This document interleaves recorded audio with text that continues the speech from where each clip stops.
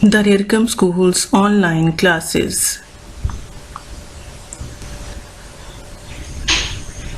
Bismillahirrahmanirrahim. Assalamu alaikum warahmatullahi wabarakatuhu.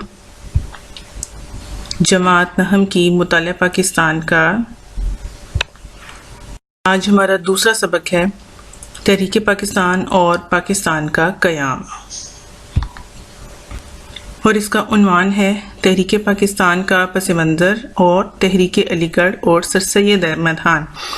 आज हम इन दोनों उन्वानात के हवाले से बात करेंगे।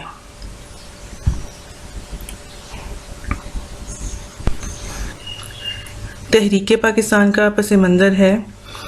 इसके पस मंज़र के हवाले से मुसलमान जब से बरे सगीर में आए और पाकिस्तान बनने तक जितने भी अहम वाक़यात रूनुमा हुए, जो वाक़यात हो गुज़रे, उन तमाम वाक़यात को इसके पस मंज़र में तरतीब से बयान किया जाएगा।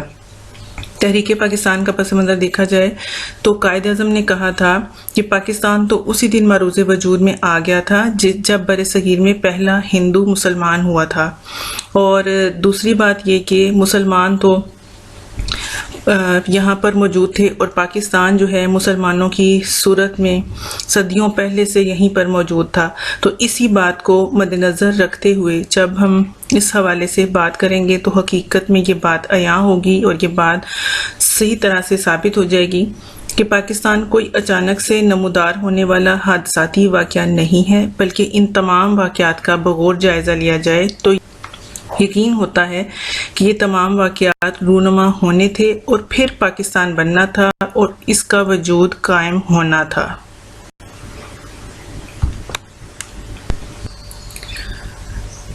अब है हमारे पास मोहम्मद बिन कासिम सिंध में आमद 712, औरंगज़ेब आलमगीर वफ़ात 1707, शाह वलीउल्लाह की पैदाइश 1703।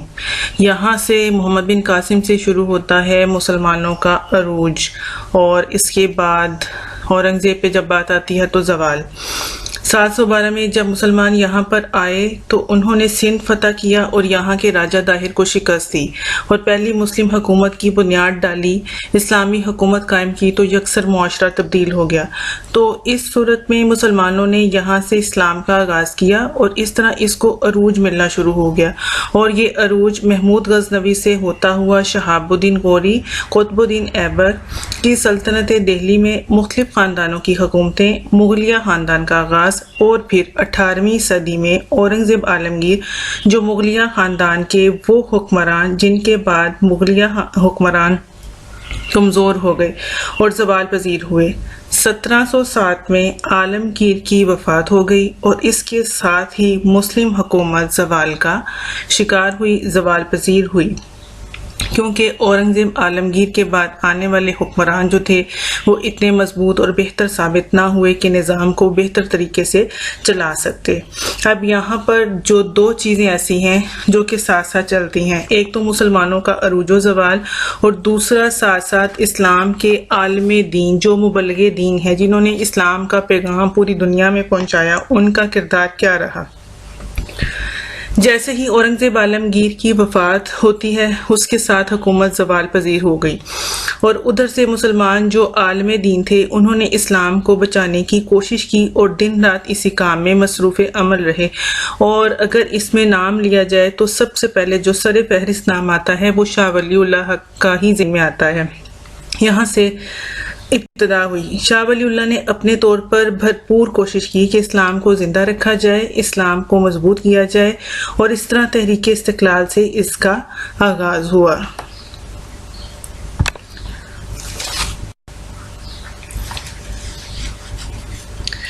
अंग्रेज़ों की बरे सगीर में पेश कदमी किस तरह से हुई, किस तरह से अंग्रेज़ बरे सगीर में घुसे। हमने पहले भी पढ़ा था ईस्ट इंडिया कंपनी के हवाले से कि ईस्ट इंडिया कंपनी के ज़रिए अंग्रेज़ जो थे वो ताजरों के रूप में बरे सगीर में दाखिल हुए थे।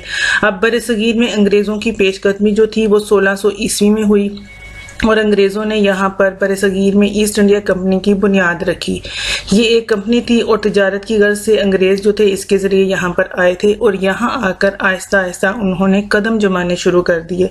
पहले तिजारती कोठियाँ मंजूर करवाईं, نورالدین محمد جہانگیر کے دور میں انہوں نے شاہی فرمان حاصل کیا، اجازت نامہ حاصل کیا اور جہانگیر سے منظوری کروا کر انہوں نے یہاں پر تجارتی کوٹھیاں یعنی فیکٹریاں بنانی شروع کر دیں، پھر اپنا مال منگوانا شروع کر دیا اور اسی مال کی آڑ میں فوجی ساز و سامان، بارود، اسلحہ، فوج اور جنگی ساز و سامان بھی آتا رہا۔ بالآخر انگریزوں نے 1757 میں پہلی جنگ میں نواب سراج الدولہ کو شکست دے کر بنگال کے ایک بہت بڑے علاقے پر قبضہ کر لیا۔ نواب سراج الدولہ جب جنگ پلاسی میں شہید ہوئے تو 1757 میں جنگ پلاسی، اس میں مسلمانوں کے جو اپنے غداروں کا بھی ایک اہم کردار تھا۔ مسلمانوں نے بھی غداری کی تھی، جنہوں نے انگریزوں کے ساتھ مل کر مسلمانوں کو شکست دلوائی اور بدترین شکست دلوائی، کیونکہ اس کے ذریعے انگریزوں نے بنگال کا ایک بہت بڑا علاقہ جو تھا وہ ہتھیا لیا تھا اور پھر رفتہ رفتہ پورے ہندوستان کے اوپر قبضہ کر لیا تھا۔ یہ مسلمانوں کی بہت بڑی بدقسمتی رہی تھی کہ کس طرح سے ایسٹ انڈیا کمپنی نے اپنے پنجے گاڑے اور پورے علاقے کے اوپر قبضہ کیا۔ اس کے بعد ایک اور حکمران ٹیپو سلطان کا نام آتا ہے، جو کہ 1799 میں اپنوں کی غداری کا شکار ہوئے۔ ٹیپو سلطان بھی اپنوں کی غداری، دھوکے، دغا بازی سے شہید ہو گئے 1799 میں۔ اس طرح سے مسلمان مسلسل زوال پذیر کا جو تھے وہ ہوتے گئے اور حکومت ان سے چھن گئی اور انگریزوں نے اپنے قدم بر صغیر کے اندر جما لیے۔ اب ہے ہمارے پاس تحریک مجاہدین اور اس کے امیر جو تھے وہ سید احمد شہید بریلوی تھے۔ برصغیر سے مسلم حکومت کا آہستہ آہستہ خاتمہ شروع ہو گیا تھا اور 1857 میں برصغیر سے مسلم حکومت مکمل طور پر ختم ہو گئی، لیکن اس کے ساتھ ساتھ شاہ ولی اللہ، پھر ان کے فرزند، پھر ان کی اولاد، پھر ان کے شاگرد میں سے ہیں، انہوں نے اسلام کو بچانے اور قائم رکھنے کے لیے اپنی پوری کوششیں کی اور اس کے ساتھ ساتھ مزید تحریکیں بھی چلاتے رہے۔ اصل میں سکھ دور حکومت میں پنجاب اور سرحد میں مسلمانوں پر بہت ظلم و ستم ہوتے تھے، تو پھر آپ نے اور آپ کے مریدین نے سکھوں کے خلاف علم جہاد بلند کیا اور تحریک جہاد کا آغاز کیا، جو کہ 1825 میں ہوا۔ سانحہ بالا کوٹ 1831 سید احمد اور رفیق کار سید اسماعیل شہید۔ سید احمد شہید بریلوی اور ان کے قریبی رفیق کار سید اسماعیل شہید 1831 میں بالا کوٹ میں سکھوں کا مقابلہ کرتے ہوئے شہید ہو گئے۔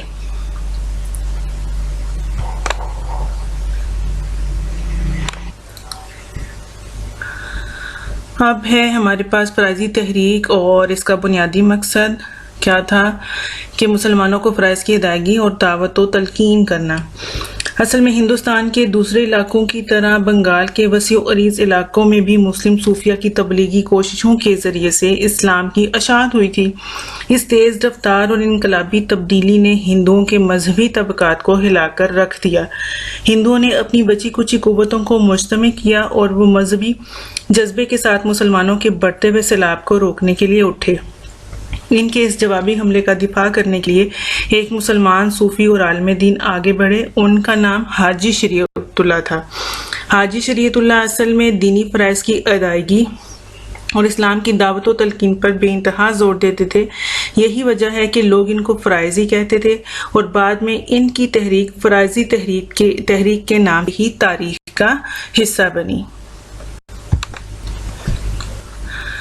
1857 کی جنگ آزادی مسلمانوں کی سیاسی احیاء اور استقلال کی کوشش۔ اصل میں جب انگریز بر صغیر پر مکمل طور پر قابض ہو گئے تو اس وقت بھی مسلمان اور عالم دین اپنے اپنے طور پر دین اسلام کے تحفظ کے لیے اپنی اپنی تحریکیں چلا رہے تھے، اور 1857 کی جنگ آزادی بھی مسلم حکومت کو بچانے کے ساتھ ساتھ دین اسلام کو بچانے کی بھی یہ آخری کوشش تھی۔ 712 سے شروع ہوا تھا محمد بن قاسم کے دور سے مسلمانوں کا عروج، اور جو زوال تھا وہ 1857 پر آ کر آخری مغل حکمران بہادر شاہ ظفر کے اوپر آ کر ختم ہو گیا۔ اس کے بعد پھر مسلمانوں نے کوششیں کی تھیں اور پھر دوبارہ سے ایک تحریک چلی اور جس کا نتیجہ پاکستان کی صورت میں نکلا۔ جب تحریک چلائی جاتی ہے تو اس وقت وہ طبقہ، وہ لوگ، وہ گروہ جن کے ساتھ ناانصافیاں برتی جاتی ہیں، جن کے ساتھ برا سلوک کیا جاتا ہے، جب وہ برے حالات اور مشکلات کو فیس کرتے ہیں تو پھر ایک گروہ ایسا اٹھ کھڑا ہوتا ہے کہ ان تمام حالات کو وہ شکست دے جاتا ہے اور اپنے آپ کو کامیاب بنا لیتا ہے۔ تو اس طرح سے اپنے آپ کو محرومیوں سے نکال کر کامیابی کی طرف لے جاتا ہے۔ تو تحریکیں جو ہوتی ہیں وہ اس طرح سے معاشرے کے اندر انقلاب لے کے آتی ہیں کہ یکسر صورتحال جو ہے وہ تبدیل ہو جاتی ہے۔ یہ تحریک پاکستان کا پس منظر ہے جو کہ ابھی ہم نے سارا تفصیل کے ساتھ دیکھا ہے۔ اب ہے ہمارے پاس تحریک علی گڑھ، اور اس کو شروع کیا تھا سر سید احمد خان نے، جو کہ 17 اکتوبر 1817 کو پیدا ہوئے۔ جب جنگ آزادی 1857 ختم ہوئی تو سر سید احمد خان نے اپنی ایک تحریک کا آغاز کیا تھا جس کو علی گڑھ تحریک کہتے ہیں۔ یہ تحریک مسلمانوں کو تعلیمی لحاظ سے مضبوط کرنے کے لیے شروع کی گئی تھی۔ اب ہے مسلم تاریخ کا سیاہ ترین دور اور سر سید احمد خان قوم کے رہنما۔ کہا جاتا ہے کہ پورے بر صغیر کی تاریخ میں جو 1857 کی جنگ آزادی کا دور تھا، اس آزادی کے بعد مسلمانوں کے ساتھ جو بھی معاملات ہوئے وہ بر صغیر کی تاریخ میں سب سے سیاہ ترین دور مانا جاتا ہے، جس میں مسلمانوں کو بہت مشکل حالات کا سامنا کرنا پڑا۔ سر سید احمد خان کے بارے میں کہا جاتا ہے کہ سر سید احمد خان وہ ہیں جنہوں نے اپنی علمی قابلیت، سیاسی شعور اور بیداری کی وجہ سے وہ کارنامے سر انجام دیے جو آج تک یاد رکھے ہوئے ہیں اور یاد رکھے جاتے رہیں گے۔ کہتے ہیں کہ پاکستان کو قائم کرنے کے لیے جو اصل کام شروع ہوا تھا اس کی پہلی اینٹ سر سید احمد خان نے لگائی تھی۔ مسلمانوں کی تاریخ کا جب سیاہ ترین دور شروع ہوا تو تحریک علی گڑھ سامنے آئی، ایک امید کی کرن چمکی۔ اس تحریک علی گڑھ کے ذریعے سر سید احمد خان نے مسلمانوں کو انگریزوں سے اور انگریزوں کے ظلم سے اور ہندوؤں کی شاطرانہ سازشوں سے بچانے کے لیے تعلیمی راستے کا انتخاب کیا کہ مسلمانوں کو تعلیمی لحاظ سے مضبوط کیا جائے، اور اس حوالے سے اس تحریک کے کچھ مقاصد انہوں نے طے کیے تھے۔ تحریک علی گڑھ کے مقاصد: اس کا پہلا مقصد ہے حکومت اور مسلمانوں کے درمیان اعتماد کو بحال کرنا۔ دوسرا ہے مسلمانان بر صغیر کو جدید علوم اور انگریزی زبان سیکھنے کی طرف راغب کرنا۔ تیسرا ہے مسلمانان بر صغیر کو سیاست سے باز رکھنا۔ ان مقاصد کو مد نظر رکھتے ہوئے سر سید احمد خان نے اپنا عملی کام شروع کیا، عملی کام کا آغاز کیا، کیونکہ حکومت اور مسلمانوں کے درمیان میں اعتماد کی فضا قائم نہیں تھی، کیونکہ ہندوؤں نے مسلمانوں کے بارے میں انگریز حکومت کو بہت غلط قسم کے تاثر دے دیے تھے، جس کی وجہ سے ان کے درمیان میں اعتماد بحال نہیں ہو سکا تھا، اور مسلمان بر صغیر کے جو تھے ان کے اندر جدید علوم سیکھنے کے حوالے سے نہ تو آگاہی تھی اور نہ ان میں شوق تھا، جس کی وجہ سے مسلمانوں کو جدید علوم کی طرف راغب کرنا ضروری تھا۔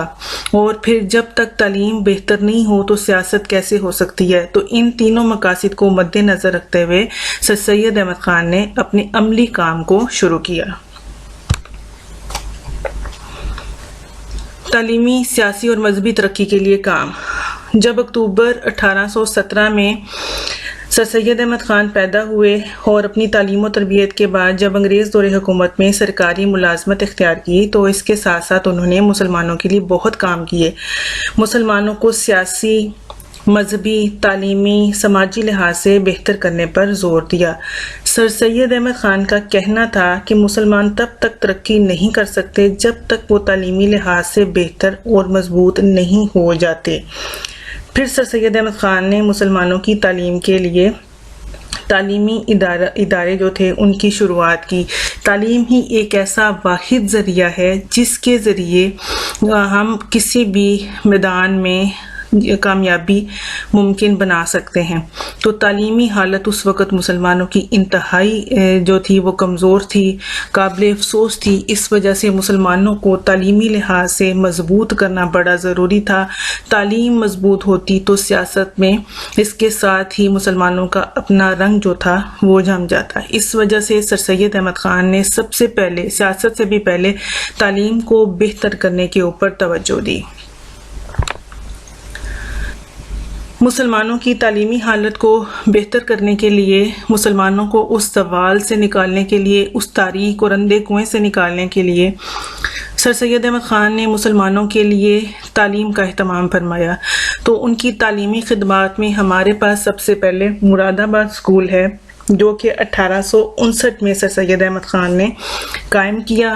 پھر اس کے بعد سائنٹیفک سوسائٹی کی بنیاد رکھی 1863 میں غازی پور میں، اور اس کی بنیاد رکھ کر سائنس، ادب، تاریخ اور انگریزی تصانیف کو اردو زبان میں منتقل کرنے کا انتظام کیا اور مسلمانوں کے لیے آسانی پیدا کی، کیونکہ جدید علوم سیکھنا مسلمانوں کے لیے بہت ضروری تھا۔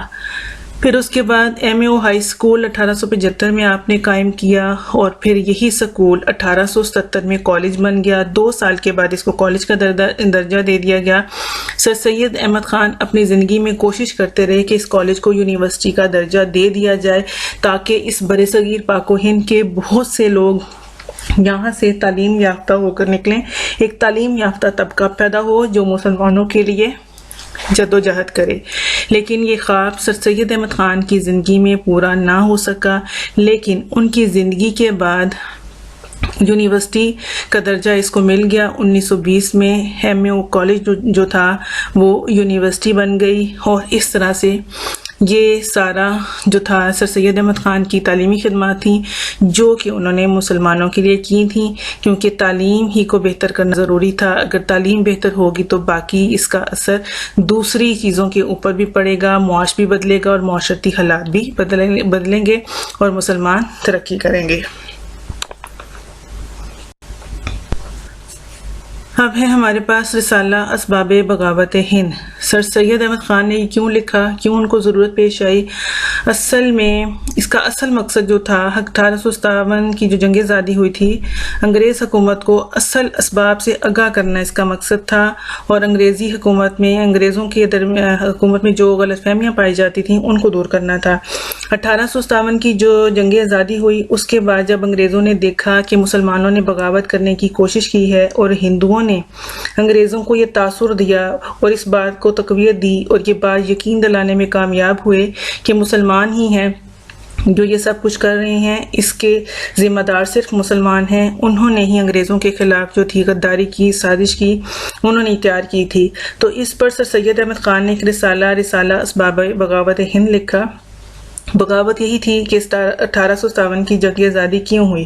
اس رسالے کے ذریعے انگریزوں اور مسلمانوں کے درمیان کافی حد تک معاملات جو تھے وہ بہتر ہوئے، کیونکہ انگریز حکومت اور مسلمانوں کے درمیان جو غلط فہمیاں پیدا ہو گئی تھیں اور جو کچھ چیزیں، جو تاثر ہندوؤں نے مسلمانوں کے بارے میں انگریزوں کو دیا تھا، وہ جو تھا وہ دور ہوئی، وہ غلط فہمیاں دور ہوئیں، معاملات بہتر ہوئے، تعلقات بہتر ہوئے، اور انگریزوں کو بھی یہ بات سمجھ میں آ گئی کہ اس میں انہوں نے، سر سید احمد خان نے یہ نقطہ بتایا کہ جب آپ نے یہاں پر، یعنی انگریزوں نے حکومت سنبھالی تھی تو اس وقت مسلمان یہاں اقتدار میں تھے، اور یہ اصل بات ہے، یہ قدرتی بات ہے کہ جب آپ کسی ملک پر، کسی قوم پر حملہ کریں اور ان سے ان کا وطن چھیننے کی کوشش کریں گے تو وہ اپنے طور پر پوری کوشش بھی کریں گے کہ ان سے ان کا علاقہ نہ چھینا جائے۔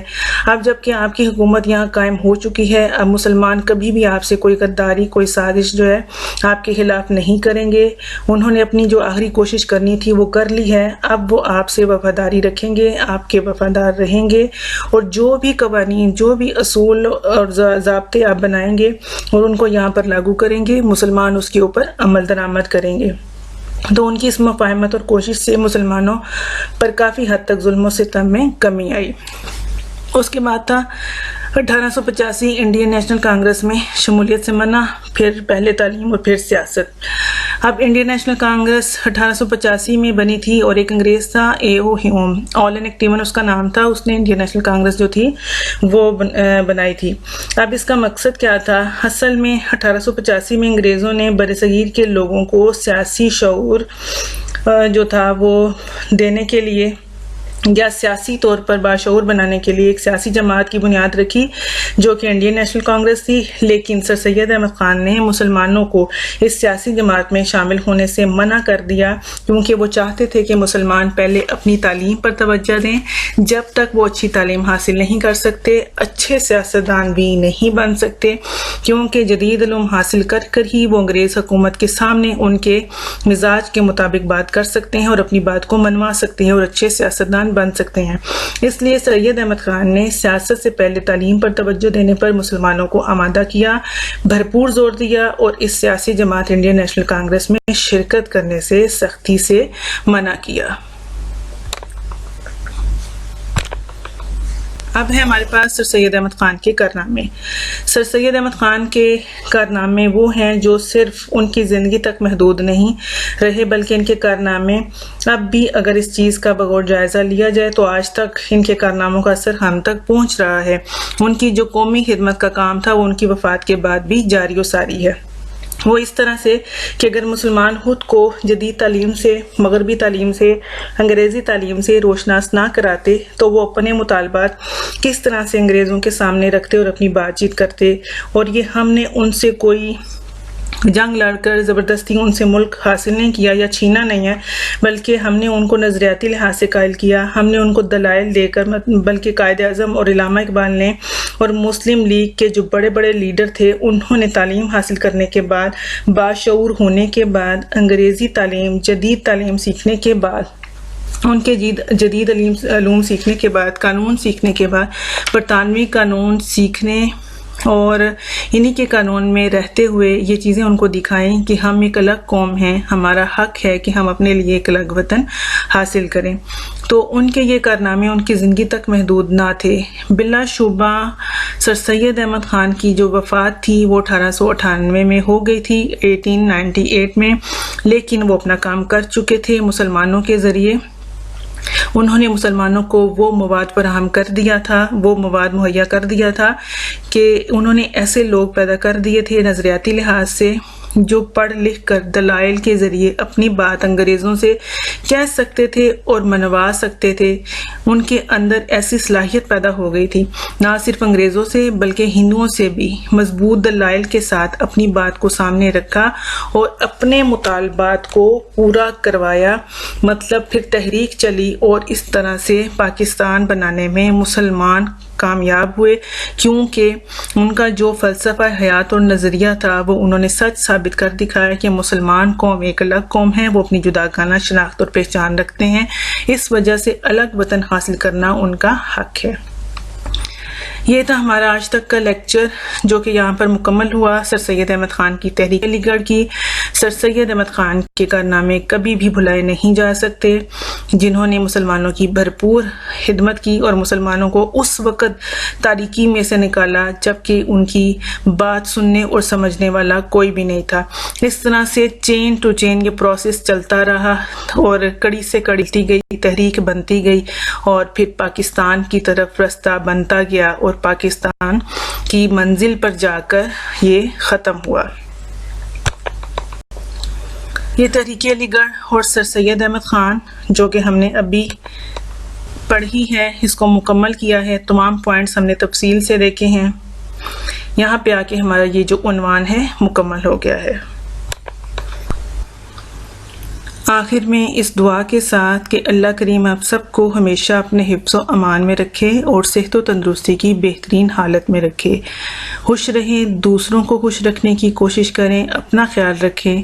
اللہ حافظ۔ پاکستان زندہ باد، پائندہ باد۔